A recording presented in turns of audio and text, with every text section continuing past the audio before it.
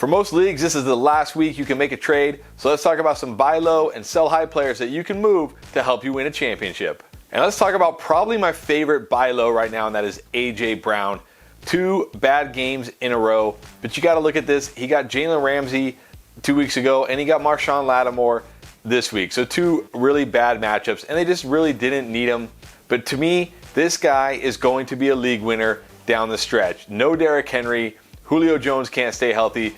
This offense is going to have to run through A.J. Brown. The schedule gets incredibly easy down the stretch, and it starts this week against Houston. This is your last chance to get A.J. Brown, potential true league winner at the wide receiver position, because his value is as low as it's going to be after 2 duds of a game. Try to get A.J. Brown. He's going to carry many teams to a fantasy championship this year. How about a running back, James Robinson? Granted, he had a great game in week 10, at least for fantasy points go, but people still view him as kind of a running back 2 type in a bad offense, and they really don't want to take their chance on him.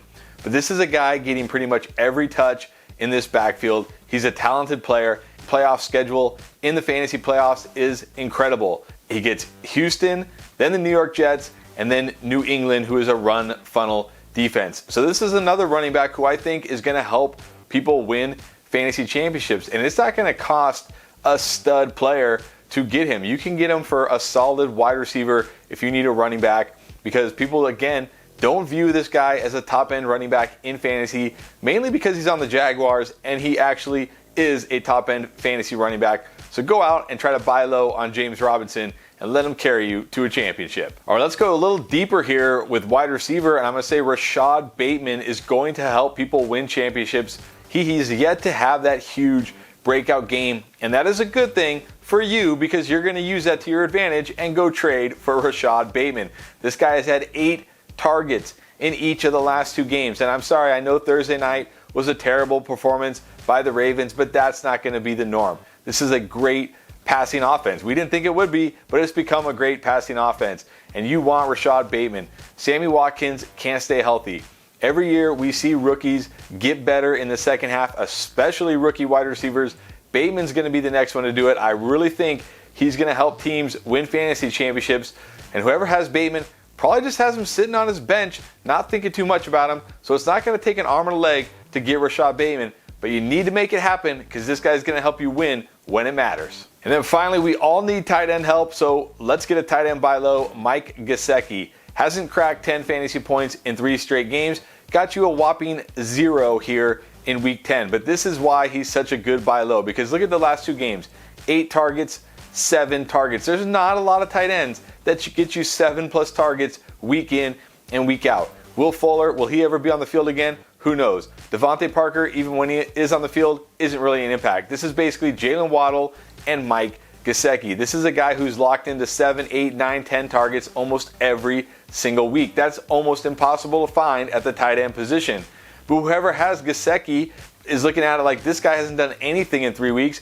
Maybe his hot start to the season is over, and maybe he'll give him up for relatively low value. If you have a halfway decent tight end who isn't as good as Gesicki, maybe throw him in to help sweeten the deal, to be like, hey, you can replace Gesicki with this other tight end right here and see if you can go get Gesicki, because I think he's going to be a monster down the stretch, closer to what we saw the first 6-7 weeks, not what we've seen the last few weeks. All right, let's move on to my sell highs.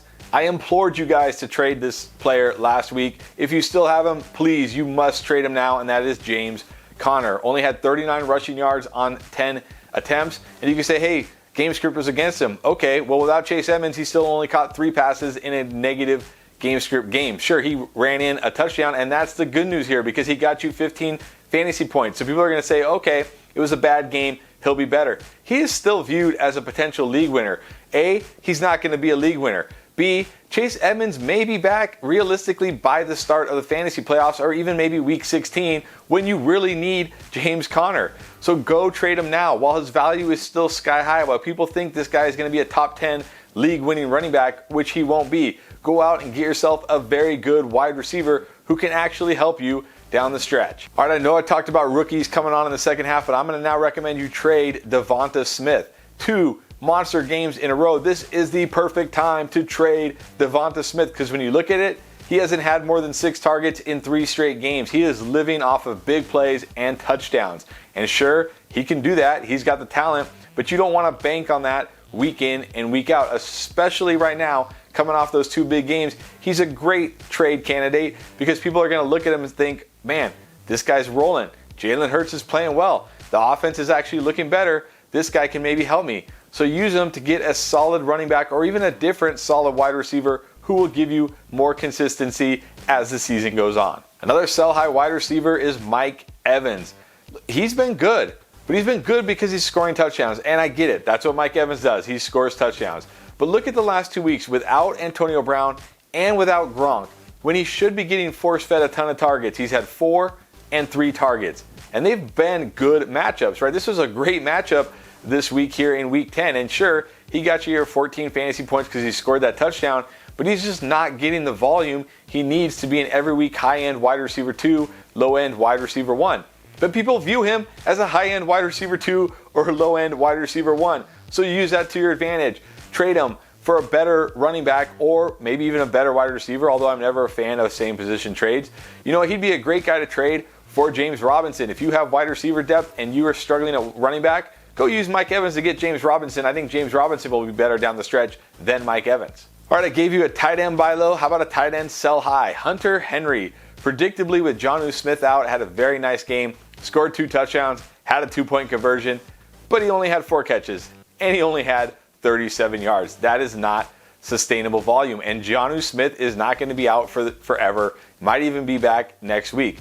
So why don't you use Hunter Henry to go get Mike Gesicki? You might even be able to get Mike Gesicki straight up for Hunter Henry. But if that's not enough, use Hunter Henry and maybe a bench player that at a position of need for your opponent who has Mike Gesicki, and see if you can do a 2-for-1 swap and get Mike Gesicki, who will likely be significantly better than Hunter Henry down the stretch and give you way more upside because he's getting way more volume and way more targets. All right, that does it for Buy Low, Sell High Week 11, the last week we get to do this, guys. I appreciate you guys watching all season. I hope you enjoyed it, and I'll see you next time.